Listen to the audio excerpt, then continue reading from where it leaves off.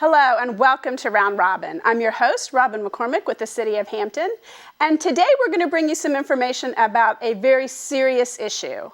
Nationally, homicide is the leading cause of death for Black males between the ages of 15 and 24. It's responsible for more deaths of Black males in this age group than the 9 other leading causes combined. In Hampton, Black males make up 80% of the young people charged with crimes. It's time to change the narrative for Black males from failure to hope. In fact, that was the title of a symposium that the City of Hampton hosted in February 2016 for the Hampton Roads region's 7 cities. The day-long focus on programs and initiatives that are making a difference throughout the country offered concrete ideas for Hampton and other localities. As a region, we want to communicate, coordinate, and take action. Teams of elected officials, staff, police chief, judges, nonprofit directors, and faith leaders listened to speakers, including Governor Terry McAuliffe, Mayor George Wallace, Vice Mayor Linda Curtis, Casey Family Program CEO William Bell, Cities United Director Anthony Smith, and others. Much of the information was technical, details about how some programs work or what kind of funding options exist. But broader information was presented about the crisis and about what can be done and what is being done. We're bringing those highlights to you today.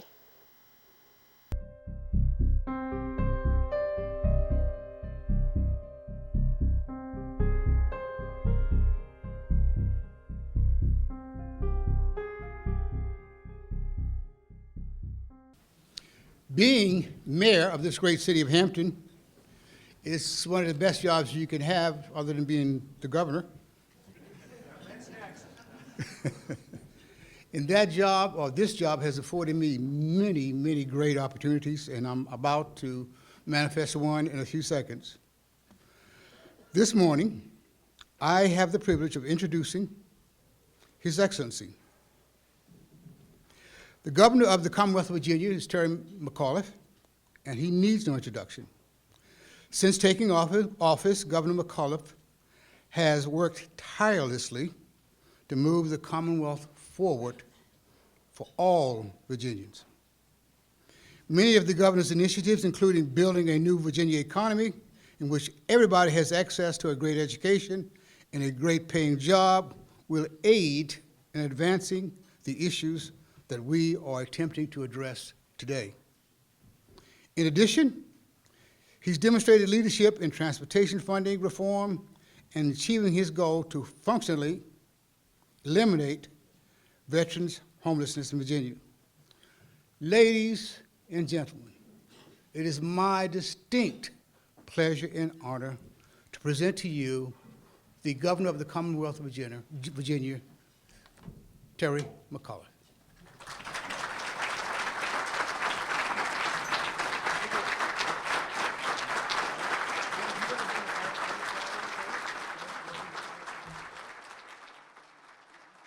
You know, I travel all over the Commonwealth, and when a mayor introduces me, I always like to say, clearly the greatest mayor in the United States of America. I got a whole table of mayors here, so let's give a round of applause to all the mayors here, the greatest mayors in the United States of America. And it's an honor to be with you today, and when I always see the presentation, the colors, you know, we think about Virginia. You know, we have 800,000 veterans here in the Commonwealth of Virginia. We have more veterans per capita than any state in America, more female veterans than any state in America, more veterans under the age of 25 than any state in America. You know, that's a great honor and also a great responsibility. It's not for today's talk, but I would remind you that on Veterans Day, I stood at our war memorial, and Virginia became the first and the only state certified by the federal government to have functionally ended veteran homelessness in our state. That's a great honor for Virginia. But here we're talking about the great, and I thank you all coming together for this great conference. As you all know, for far too many years, our African-American men have been without a voice, not only here in Virginia, but throughout the country. And that's what we're going to talk about today. What do we do here in Virginia to make ourselves a model to making sure everybody has that opportunity to be successful? We're here to acknowledge the distinct economic, social, and political barriers that affect them through a disproportionate levels of poverty, voter suppression, and a lack of access to educational opportunities. And that's what I talk about every single day as governor of the Commonwealth. We've got to get rid of these barriers. We've got to give everybody an opportunity to grow here in the Commonwealth of Virginia. You all hear me talk every day about building the new Virginia economy. We got to become less reliant on the federal government so that we can provide opportunities for everyone. As you probably know, we have had tremendous success. I just announced the other day a 4.2% unemployment. We now have the lowest unemployment rate of any state in the entire southeast United States of America. I just announced 3,856,100 Virginians are working, more than any time in our history. Our initial unemployment claims, I just announced, were a 41-year low. Our economy is picking up steam. We are diversifying our economy. I've announced, yesterday I did my 600th economic development project. We're at $9.9 billion of new capital since I became governor. Not that we're counting, nearly double any governor in the history of the Commonwealth of Virginia. Just want you to know that. So that we know the jobs are here. But the key for me is to make sure our children are getting that education, that skill set, so that when they come out of school, they got skills to go right into those jobs. Right now, today in Virginia, I have 30,000 technology jobs open. Right today, I have 17,000 cybersecurity jobs open. Starting pay, $88,000. Within a couple of years, within 3 years, you're up to about $120,000 a year. These are great, high-paying jobs. But right now, we don't have the skill set to fill those jobs. So that's why I'm concerned as governor, because most importantly, if we do not do that, these businesses will go to other states. So this is a perfect conference for me today to pull it all together, to talk about what we need to do. So I focus on education. I'll talk about that in a few minutes. I talk about giving everybody second chances, giving everybody opportunities. I know that Secretary Moran and Secretary Stoney will be here this afternoon. We've just had another landmark. I've just gone over 16,000, those individuals who have committed a felony but have now been out and served their time and have done their probation or parole. I have now restored the rights of 16,000 to give them their voting and civil rights back. That is more, as you know, than any governor's done before in a 4-year term, and I'm just getting warmed up. I'm a huge believer giving people second opportunities. Once you've served your time, don't you want them feeling good about themselves, getting back in society, getting a job? Well, how can you do that if you're not even letting folks even vote again? So we really are leading an effort. I talked about this at my State of the Commonwealth. I had an individual in the audience who I just restored his rights. He had not been able to vote. He made a mistake when he was 18 years old. And he was 78 years old up in that gallery of the state capitol. And I restored his rights, and he had just voted for the first time, folks, in 60 years. Is that not a great thing? That's why you run for governor. So it's important that we continue to do that. As you know, Virginia is among the 12 states with the most restrictive laws governing the restoration of voting and civil rights for individuals. It doesn't make any sense to me. We should never be at the bottom. We should always be the best about opening ourselves up. So what we have done, as you probably know, we reduced the waiting period for more serious offenders from 5 years to 3. We have now, which is very important, we reclassified all drug-related convictions now are non-violent. So you immediately can get your voting rights back, which really opened up for so many folks. We took the application page from 13 pages, which needed a notary, down to one simple page and got rid of the notary. You used to have to write the governor a nice, long, flowery letter why I should give you your rights back. I'm busy, folks. I don't need to be reading all these letters. We got rid of that requirement. You want your rights back, I'm going to go ahead and give you your rights back. And the one thing we did, you weren't able to get your rights back if you owed outstanding court fees, which to me, to be honest with you, was a remnant of the poll tax. Because once you get in the judicial system, by the time you get done with interest and court costs, it is so exorbitant, you'll never pay them up. We got rid of that. So no longer court fines a barrier to that. So we are moving ahead, and we will continue to move ahead in that regard. But the big issue I've focused on when I talk about jobs is this whole skill set. That's why the budget I just presented to the General Assembly, it is a very large budget. I remind you, when I became governor, I inherited one of the largest deficits in Virginia history, and 2 years later, we turned it into the largest surplus in Virginia history. So we're working together. So I have money to invest back in education. So I just put in our budget $1 billion in new spending. That is the highest level we've ever had for education. We got to get back in investing in education here in the Commonwealth. Since 2008, we have cut 5,000 positions in our K through 12. Think of that. Now, enrollment's gone up. Our tests have gotten harder. English language students have gone up dramatically, and at the same time, you're cutting all these teaching positions. Doesn't make any sense. So I just put $139 million of the billion I put back in. So we're giving back to the communities. You're going to get 2,500 new instructional staff that you can use in your classrooms, and I'm telling you, you figure out how to use it. I'm not going to tell you how to do it. You know what your students need best. So that's in the budget that I present. I put $50 million in for at-risk students to help them along to do what we need to do. So this budget is chock full of things to help our education system to grow and allow us to be competitive. I put money in. I'm a huge advocate of pre-K. I think every child in Virginia ought to have access to a pre-K education. Why is it that only the wealthiest and those in zip codes with a lot of money give their children access to a pre-K? Come on. Right from the start, you're picking winners and losers. It doesn't make any sense to me. There's not a kindergarten teacher who I have not met with that can't tell me within 2 to 3 days they know immediately if a child's had a pre-K education. So let's give everybody that opportunity. I want to thank the work of my wife, Dorothy, our First Lady. She has taken on the effort to make sure that every child in Virginia has access to a healthy breakfast when they go to school.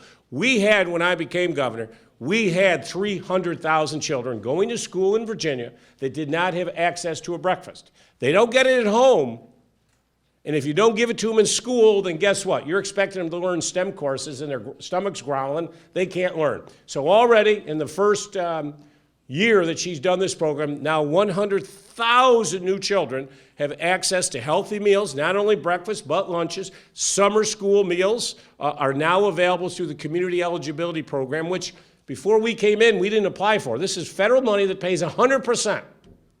Now we apply, and then the national average states are up 20%. We're up 139%. And now we have 244 school districts that now offer healthy breakfast paid for. 310 school districts applied. There was no money. That's why I've put another $2 million in the budget. So what I'm trying to do, begin early, pre-K, K through 12, every child gets a quality education. It is absolutely critical. If we want to help folks today be successful, we've got to do it through our education system. And it's important here, and that's why you're all here today. And I need your help. I need you to go up and lobby the General Assembly to continue to push along these initiatives that I've been talking about here today, because without a quality education, these young men, it's going to be a very difficult time. I'm trying to reform the juvenile justice system. Today, as you know, we have 2 gigantic correction facilities. I've visited both. I'm the first governor to visit either one of them, Bon Air and Beaumont. You go into these correction facilities, they are gigantic concrete structures that should house people on murder row. And yet, when you walk through it, there's 14, 15-year-old kids in there. So how is this helpful? How are we dealing with this child to make sure the rest of his life is not in terrible shape if already at 14 years old you have these kids in these horrible, gigantic concrete structures? We spend $186,000 per juvenile in these facilities. And guess what? 80% get rearrested in 3 years. Now, you tell me that's a good expenditure of money. It's not. So what we're trying to do is shut these 2 big facilities down and do smaller ones, one here in the Hampton Roads region, one in Richmond area, get a lot of them closer to families. But while they are in the juvenile facility, work with the community services to begin to give them an education, to give them those skill sets I just talked about, so that when they get out, they can go in and have a skill set and go right into the workforce. So I'm trying to reshape the juvenile justice system here. And guess what? We save $19 million a year doing it. It cost me $93 million to get rid of the old ones, to build the new smaller ones. So you can do the math pretty quickly.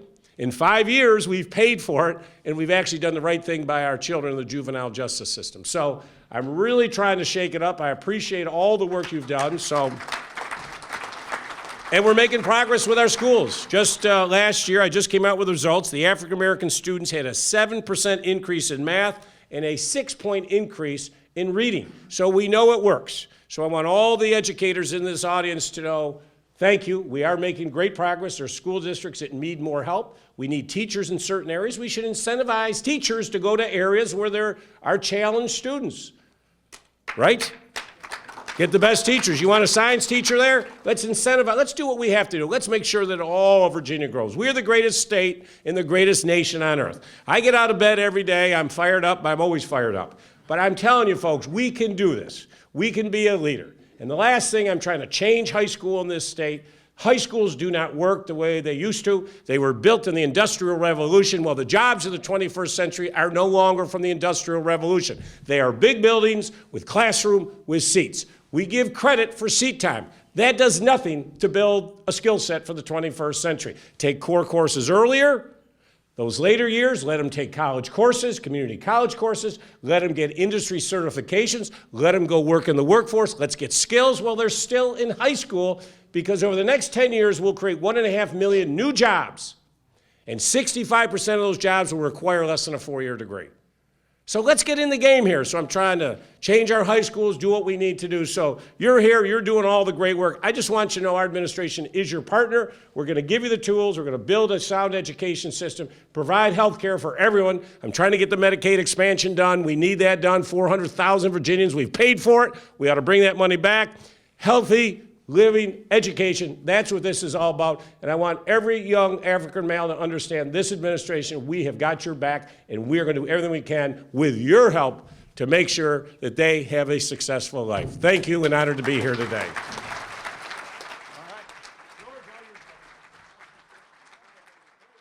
Waiting so long to say welcome to the urgency of now.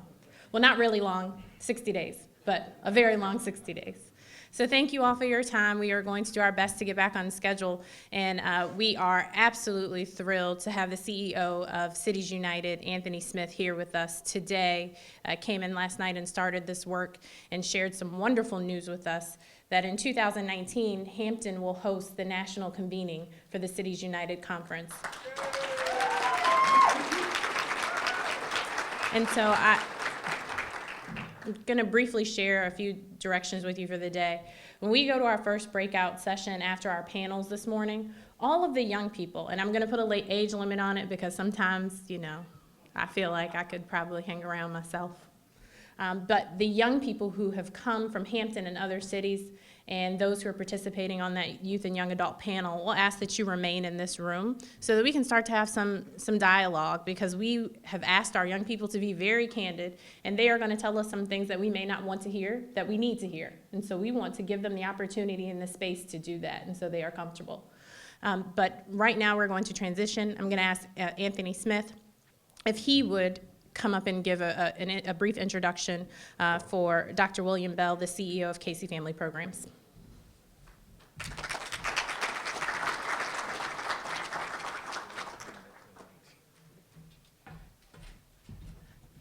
So good morning, everybody. We are so excited to be with you all and looking forward to a real productive day of a lot of exchange. But you all know today is just a day.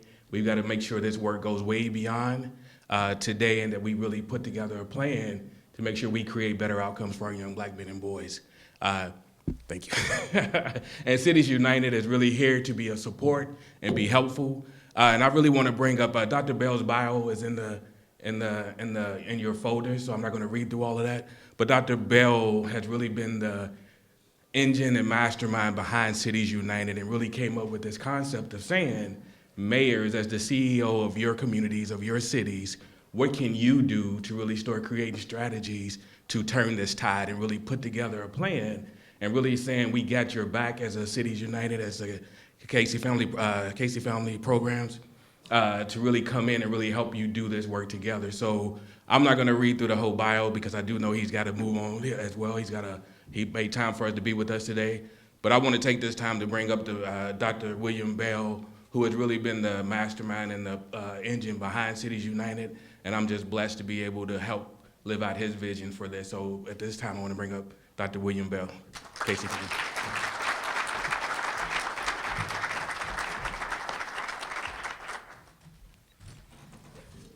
I want to say good morning. I hope nobody's offended by my attire.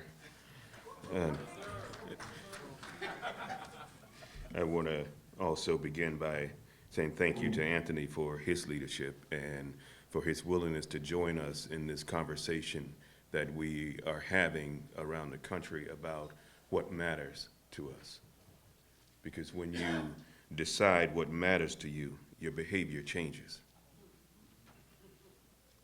We can speak, and yet things don't matter. We can stand in a crowd, and yet things don't matter. Because we can be the same while we're speaking, after we speak. But when something matters to you, your behavior changes. And that's why Cities United exists. Because we woke up one morning and said, something needs to matter in this country. Something needs to matter in Portsmouth. Something needs to matter in Newport News. Something needs to matter in Hampton. Something needs to matter in Chesapeake. Something needs to matter in Suffolk. Something needs to matter in Virginia Beach. And something needs to matter in Norfolk. And that something that we talked about was the lives of our young black men. And there are those who will look at me and say, well, why are you talking about black men, young black men? Why not all young men? Why do young black lives matter? Why not all lives matter? When, I just say, well, let's just do it by the numbers. When you go fishing, you go to the place where you believe the most fish are. When you go hunting, whatever you're hunting for, you go where you believe there's a large quantity of that thing that you're hunting for. When people are in need, we should also go where there's a large quantity of people in need. When I woke up this morning, I said, well, what am I going to say to these people that they don't already know? I can get up and spout off data about numbers, and you probably know those numbers. But there's one number that I think we should not forget, and that number is that from this time yesterday until right now, 29 young people in this nation have lost their lives. 4 of them to child abuse and neglect, violence. 13 of them to homicide, violence.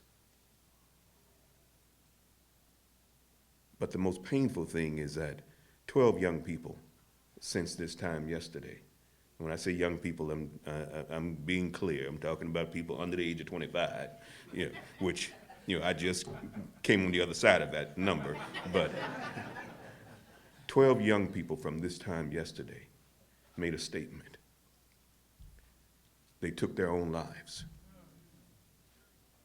Because to them, one more day of life as they know it, as they knew it, was not an acceptable proposition. And so I'm thankful to the governor and to Mayor Wallace for your leadership and for the work that you're doing, and for the mayors of each of these communities that are cities that are represented here this morning. But it's time for us to raise our voices and to move beyond complacency. Because we have grown to believe that it is okay as long as mine is okay. That can no longer be the world that we live in. When something matters, our behavior changes. And I hope that you're here this day because something matters. Because black men and boys, young men, matter. You see, I have come to understand something in this country of plenty, this land of the free, the home of the brave. I've come to understand that when something matters to us, we move. When it's an election season, people gather in large crowds and they shout and they demand and they move and they show up, and then they go home. when it's a Super Bowl and dabbing don't work for you. People show up because that matters. But when young men are taking each other's lives because they don't believe they have any other choice, we remain silent. When someone raises a question as to why an unarmed young man should be killed by an armed civil servant, we say, well, you can't talk about that if you don't talk about the other. I believe that. I believe we have to talk about both. I believe we have to be willing to do something about both. But we need to understand something. When you succeed at completely dehumanizing an entire segment of our population, there are those who will come to believe that whatever happens to them, it is their own fault and they deserve what they get. And maybe you didn't hear me. When you succeed at completely dehumanizing an entire segment of our population, there are those who will come to believe that whatever happens to them, it is their own fault, and they deserve what they get. And when you get to that place, you can make an excuse that says when a 12-year-old gets shot down within 2 seconds of a civil servant arriving on the scene, where that 12-year-old has a gun in his hand or some form of a gun in his hand in an open carry state.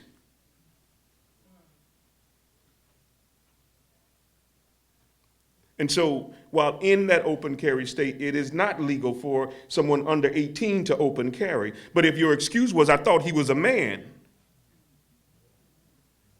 in an open carry state with a gun in his hand in a park by himself, where's the law that was broken? When you succeed in completely dehumanizing an entire segment of our population, there are some of us who will come to accept and believe that whatever happens to them is somehow their own fault, and they deserve what they get.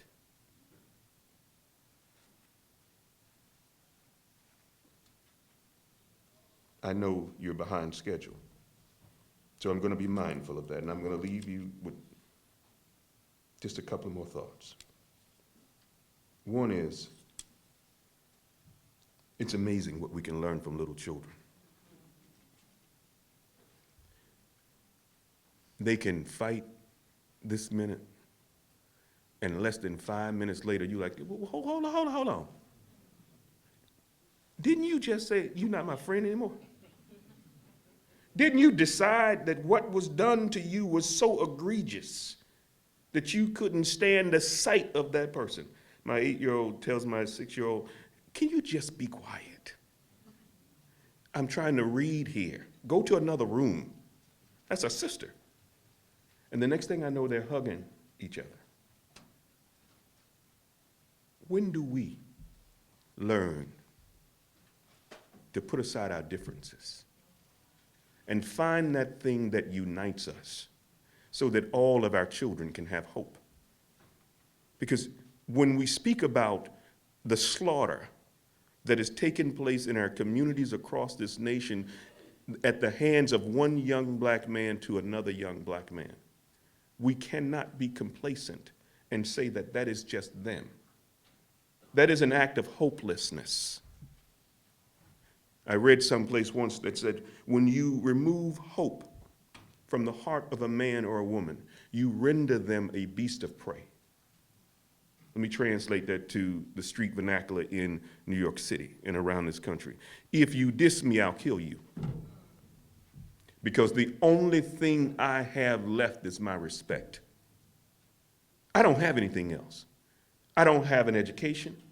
I don't have a pathway to a job. When I read that little bit that I can read, it tells me that my people will do worse than anybody else in this nation. I don't have anything but my respect, and if you try to take that from me, I will kill you, because I don't have hope. The greatest challenge facing this nation today is hopelessness. And so when you talk about the urgency of now, over the remainder of this day, over the remainder of your time on this earth, because I hope you will continue to focus on this urgency of now, call it the relentless urgency of now, because that is something else that we learn from kids. How many of you got children, young children? How many of you ever made them a promise that you wish the words never came out of your mouth? Is it now? Is it now? Are you gonna do it? I know you're tired and you've been out here, but you told me this morning before you left that when you came home, I know you're cooking and I'm hungry, but is it now? You see, I spell now differently than you do. Most of you spell it N-O-W. Well, I spell it N-O-W-W. And N-O-W-W now means no obstacle will work. There is nothing you can put in front of me that will cause me to stop. And if you have a 6-year-old or 8-year-old or someone in that category that you made a promise to, there is nothing you can say to them. You know I'm tired. You look at my eyes. Look, you said you were going to do it. Our children are waiting for us to become relentless in our now, because they're screaming out to us by their behavior. I need something more than I have. And right now, all I have is my respect. And that's slowly slipping away from me. And for some of them, it's already gone, and so they take their own life. When something matters to you, your behavior changes. Dr. King gathered the folks together after they made the long march from Selma to Montgomery, fighting for Voting Rights Act. And he asked the question, how long? And he answered, not long. How long will we continue to suffer? How long will we continue to watch our children take their lives, take each other's lives? How long before it begins to matter? He said it won't be long, because the truth, when it is crushed down to earth, will rise again. How long? How long before it matters? He said it matters because, and it won't be long, because what we sow, the same we shall also reap. When are we going to start sowing seeds of hope? Real hope. Not this false hope that one day, because one day hasn't come yet. When something really matters, our behavior changes. And now means no obstacle will work. God bless you.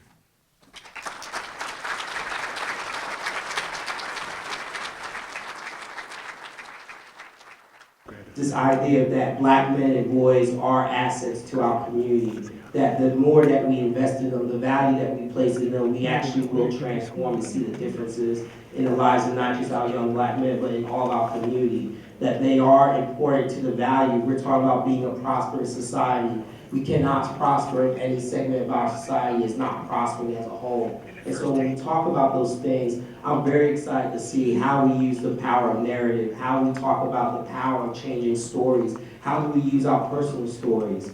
I know here, and I'll switch over to Anthony after this point, when we looked at the promise of place and we looked at the promise of focus, I grew up in Virginia, so I know what the challenges are.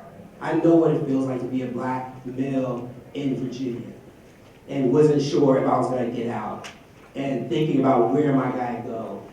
But one thing that the governor said, and he ran off a lot list of good things. I'm thinking I might have to go back to Governor Cuomo up in New York and ask him what he's doing, because I might move back to VA, is the fact that with all the programs, all the things that are happening, if we don't have a sense of hope, if we don't have young men who believe they actually have a future, then none of it's going to matter. So part of the work we're going to have to do is, to Dr. Bell's point, is a sense of change within ourselves, within our community.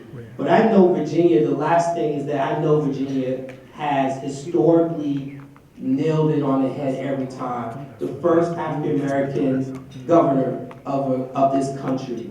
The first governor that I've heard actually make a declaration for black men and boys this morning. You are the first. We have always led as Virginians. So my sense and my idea is that when you look at this report, look at the sense of promise in this room, you shine your light, we shine our light, we look at Charlottesville that's leading, that's one of the cities scored.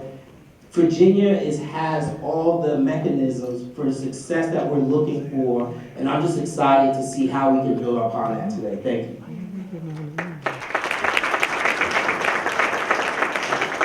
I'm just going to add a couple of things to what Rashid said. For me, again, Anthony Smith, I'm the executive director of Cities United, just took over the leadership in November. And we were talking about how do we host a national convening every year, but we're like, how do we start doing some regional work, right? Because the work really happens at the city level and at the regional level. And we were on conversation with Sanique here, 1 and 2. Started really talking about, can we do the first one in Hampton? And then for you all to do this for us, the first one is the model for it. So, Rashid's point, you guys are setting the tone for how Cities United move with our regional division. So one, we want to thank you all for that. But when you think about this work and how we do it, and sometimes feeling like you're in silos, not just in your city, but sometimes in your states, these kind of gatherings and going around and working with all the different initiatives, for us is very important, right? Because sometimes when you knock on the city's door and say we want to be helpful, cities got to assess what that looks like and what that means, because there's so many people saying they got the answer for you, they're going to be helpful. So we want to really come in and try to help align that. But what these networks do for you is help you get support. And one of the things that always is the best thing for me when we go to conveners is to see the young men in the rooms helping us solve the problem, right? Helping us look at the issue and think about it. And then my last point around, this work really is, to the next question comes, is when we look at our data, everybody's talked about data since they got up, right? One of the things, I used to work for Mayor Fisher in Louisville. When I first started, everybody was giving me all the data that makes you want to go cry, right? The stuff that makes you want to go in the back room and be hopeless and say we can't fix it. So I started asking for the other stuff. So when I talk to the school system, don't just tell me how many young black men dropped out. Tell me how many walked across the stage and got into college so that we can have this dual conversation, because all of our young black men are not experiencing this kind of events. But we want to make sure that we're having this full conversation and that we can talk about our young black men holistically and counter the narrative that we hear on the TV and hear in the news, and we want to continue to just build this up. So I want to make sure that you all start looking at all of your data. I got a friend who runs the Urban League in Louisville. She calls that kind of data dignity data. Really looking at how do we show the dignity of our young black men? How do we show the pride, the resilience that Dr. Bell talked about, and really saying, we can fix this issue. We can really solve this problem by looking within, right? If you look at a block, just go to a block in your neighborhood. There's some kids who are not succeeding, but there's some who are. How do you help them? How do you look at the ones who are succeeding and seeing what they're getting and then also give it to the ones who are not succeeding? So just constantly looking at your data in different ways and sharing it in different ways. And with social media, I'm so hyped about the young folks who are helping push this. Are you on? Hashtag, so if you're not on Twitter, I'm just saying, if you're not on Twitter and you're not on Instagram, please get on there and use this hashtag, because they really want to make sure that they're pushing this out. And that really helps push the conversation across the country too, as people are looking for what you all are doing here to say, how do we do that again? So I just want to, thank you all. These networks just help you move forward, and sometimes being able to pick up the phone and call Rashida, Eric, or anybody in this room and say, look, I'm dealing with this issue, can you help me talk about it? That's very helpful when you talk about national networks. And so, Anthony, you kind of pivoted to where I want to go with the conversation next. Is both Anthony and I led the work in our respective cities for Black male engagement. I was formerly the director of Black male engagement for the city of Philadelphia. Anthony was the director of safe and healthy neighborhoods in Louisville, Kentucky. There are a lot of lessons learned.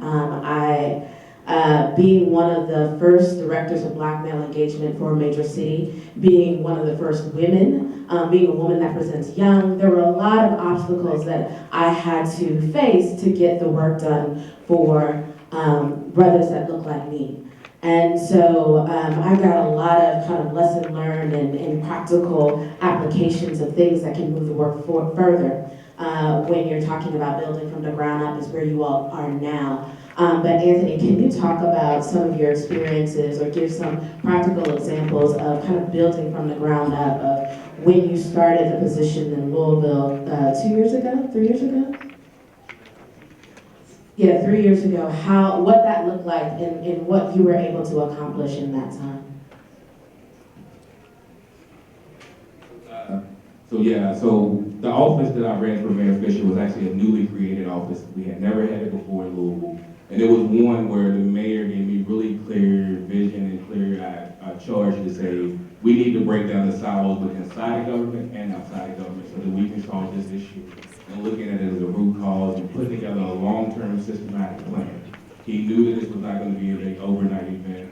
So what we did is we really looked at the historical data. Who are we losing to homicides? Who are the young people consistently dying? What neighborhoods are they coming from? What communities are they living in so that we can really focus our efforts?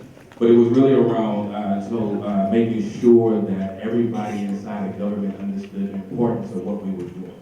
Right? So this was not just the mayor's thing that he talked about. He made sure the chief of police, director of public health, our director of our jail, the director of our youth detention center, everybody in his administration understood that we were having a new day and that we were going to change the system and the way we did things. So we were really looking at this as a holistic approach. So for me, it was, one, I knew that we had to put together a plan that was going to sustain Mayor Fisher, that was going to sustain me, it was going to be something that lived on that the city as a whole took on. So that means we had to make sure that we had community buy-in and community support. So it was consistently making sure community members were at the table helping us figure this out. But one thing you don't want to do, those of you all are here and working for government, is make it seem like this is your issue to solve, right? This is a community issue that we all need to be a part of. But as soon as it doesn't go right, you guys are going to be the only ones held accountable. But this is about all of us working together in partnership to make this thing different.